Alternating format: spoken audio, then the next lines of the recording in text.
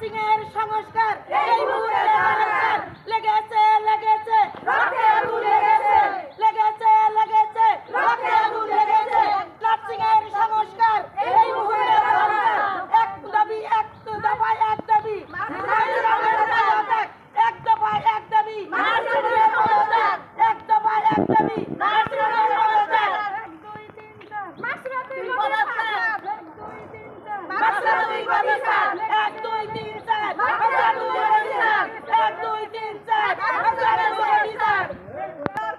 ঠিক আছে। আমি বলতে পারি ব্যক্তিগতভাবে আমি বলতে আমাদের নার্সিং সমাজে কোনো উন্নতি হোক এমন কোনো কাজ তারা করেনি। তাই যদি হতো আজকে পিসিটিরা 6 মাসের কোর্স করে তারা সেকেন্ড ক্লাসের সমমর্যাদা পেত না। আর যদি সেখানে আমাদের নার্সিং অফিসাররা থাকতো অধিকার পাইতাম। এখানে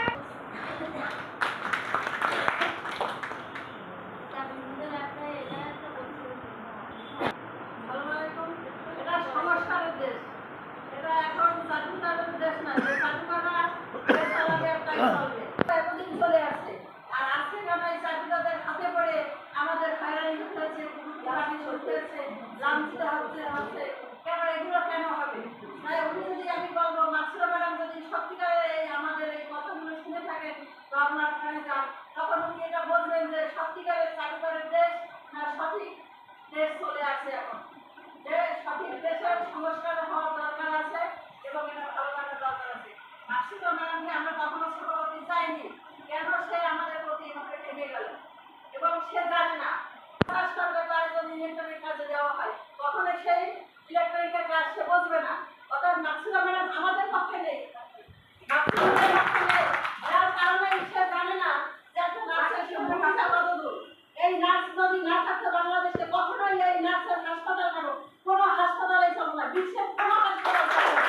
যদি এই নার্সের এই ডিপার্টমেন্টটা না থাকে তাহলে নার্স যদি এতই ছোট হবে তবে কেন তাদের পদোন্নতি আছে, পিএইচডি করা আছে, এমএস করা আছে, বিসিএস করা আছে, কেন তারা পদোন্নতি পাচ্ছে না?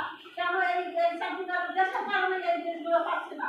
এবং সমাজের ডিগ্রি নিয়ে যে সব লোক এখানে আসছে তারা তাদের সমমানের বেতন পাবে, তাহলে এরা চাকরিদারের কারণেই হচ্ছে, টাকার বিনিময় হচ্ছে।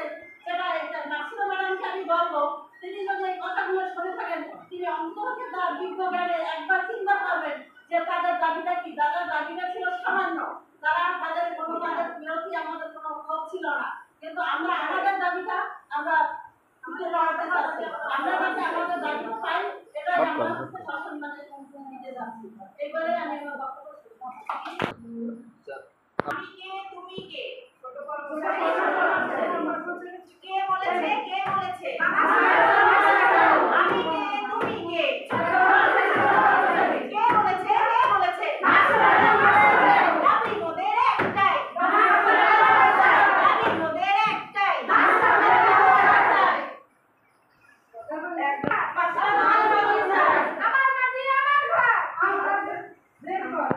আমি কে তুমি কে ছোট কে বলেছে, কে বলেছে দাবি মোদের একটাই, এক দফা এক দাবি, নার্সিংয়ের হাতিয়ার, নার্সিংয়ের হাতিয়ার ছেড়ে লেগেছে, লেগেছে রে লেগেছে নার্সিংয়ের সংস্কার, নার্সিংয়ের সংস্কার বুকের গোসল বইতে ছড় ডিগ্রি আনছি সবাই এবার, ডিগ্রি আনছি সবাই এবার বুকে ছড় ডিগ্রি আনছি সবাই এবার। আমাদের নার্সিং মহোদয় হচ্ছে আমাদের যখন নার্সিংয়ের এক ব্যাচ ওনার কাছে গেছে যে হচ্ছে আমরা আমাদের বদলি সংক্রান্ত বিষয়ে জানতে চাই, কিন্তু উনি সেই বিষয়টা আমাদের সাথে সুন্দরভাবে আলোচনা বসেননি। উনি আমাদেরকে ছোট কর্মচারী বলছেন এবং বলেছেন যে হচ্ছে শেখ হাসিনা নাকি আমাদেরকে দ্বিতীয় শ্রেণী দিয়ে ফুল কাজ করছেন, কিন্তু আমরা যে দ্বিতীয় মানে ছোট কর্মচারী এটা সম্পর্কে ওনার তো আসলে জ্ঞান নাই যে আমরা এর থেকে বড় জায়গাতে বসতে পারি, আমরা ফার্স্ট ক্লাস অর্জন করার মতো ক্ষমতা রাখি। আমাদের ভিতরে বিসিএস করা আছে, 6জন বিসিএস ক্যাডার আছে, আমাদের এমপিএস করা আছে, পিএইচডি করা আছে এবং বিএসসি করা আছে, যেটা অনেক অনেক অংশে বেশি। আসলে ওনারা জানেন না যে আমাদের এর ভিতরে যে কত সুদূর প্রসারী জ্ঞান নিয়ে প্রতিভা নিয়ে আমরা হচ্ছে আগায় আছি। এই জন্য আমরা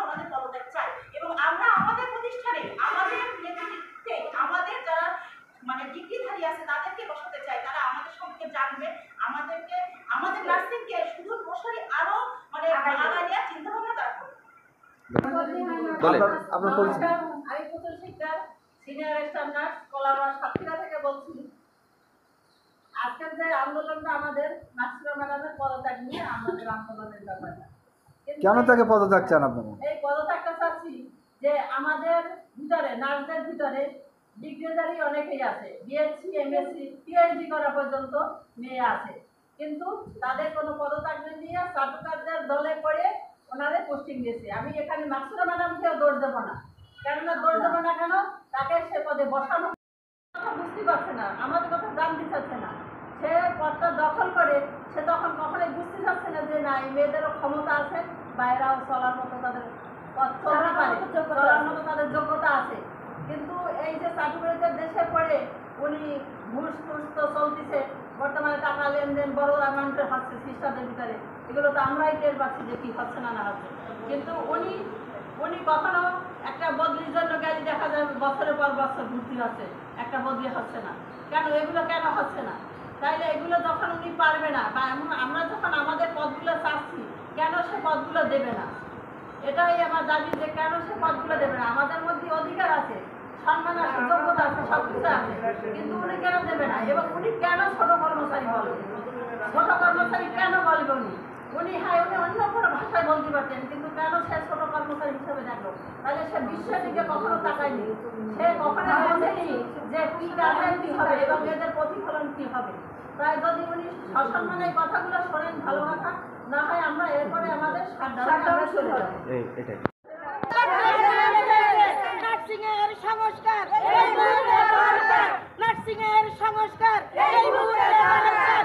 লেগেছে লেগেছে রক্তে আগুন লেগেছে, লেগেছে লেগেছে রক্তে আগুন লেগেছে। 1 2 3 4 মাসরা তুই পদত্যাগ, 1 2 3 4 মাসরা তুই পদত্যাগ, 1 2 3 4 মাসরা তুই পদত্যাগ, 1 2 3 4 মাসরা তুই পদত্যাগ। ঠিক আছে।